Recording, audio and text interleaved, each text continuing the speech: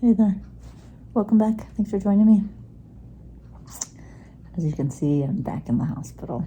I did leave though. I'm just back. Oh, the last time we chatted, I was going in for the desensitization protocol, which worked. And I do believe that it worked because of all of the positive energy and the juju and the prayers and any way that you guys put out positive energy. I felt it. It was great because I did not have an anaphylactic reaction. So thank you all that joined me for my Rainbow Glitter Warrior Stomp the night before and the morning of. It was great.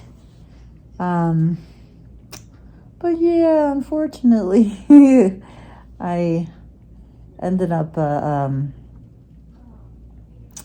not going to say that I did this to myself. I think I just overestimated myself in this moment. You know how I try to take advantage of every single moment possible, right?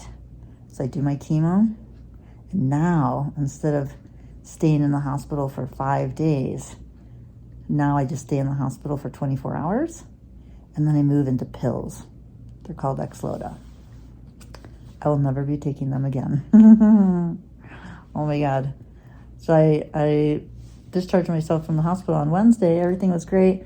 We're getting ready to go to Jackson Hole on Thursday, and I started, as we were traveling, I started getting some liquid ass and vomiting. And by the time I got to Jackson Hole, it was just vomit, liquid ass, and that lasted for 3 days. I should have gone to the hospital before those 3 days were over, but I thought I just need to dig myself out of this hydration. I just need to keep myself, going, and it did not work out very well. My potassium crashed, my calcium crashed, my platelets crashed, and I ended up in the ER. And now I have been in the hospital for 2 days. I'm still here tonight too. Oh, I gotta tell you, I have never in the entire 4.5 years been this sick. Never. Liver surgeries. I was hurting. I was in pain. I was, but never this scary sick. I have a rule when I go to the hospital. Walk in, walk out. It's like I don't know, it's a mental thing. I refuse. I remember I had to go for a 3rd liver surgery, and I could barely walk, and my wife was like, let me get you a wheelchair. And I'm like, absolutely not. I walk in, I walk out. I couldn't walk in. We pulled up to the ER, and I had to take a wheelchair. So that was how bad it was, bad it is. I'm still dealing with vomiting and diarrhea, and can't keep anything down. It's pretty intense. But they do have my potassium up, my calcium up, those kind of things. And I have to say, man, this is like, if you have to go to a hospital, this place is like a dream. This is St. John's Hospital in Jackson Hole. If it wasn't for this hospital, I would never travel to Wyoming. I would be absolutely terrified. I'm sorry, but people vote against themselves. They don't have very good regional services. They don't have very good hospitals. And but Jackson Hole, where people vote to support the community and build supporting things in the community, they have built this most amazing little regional hospital that is supported by Huntsman out of Utah. But they're limited in what they can do, of course, right? If you're some major catastrophe, they have to fly you out, but they can deal with things like this. But not only is it, they look at the whole person, and this I really appreciate. I don't know if you remember, but 2 years ago, I was traveling here during the summer, and I was doing blood work at this hospital.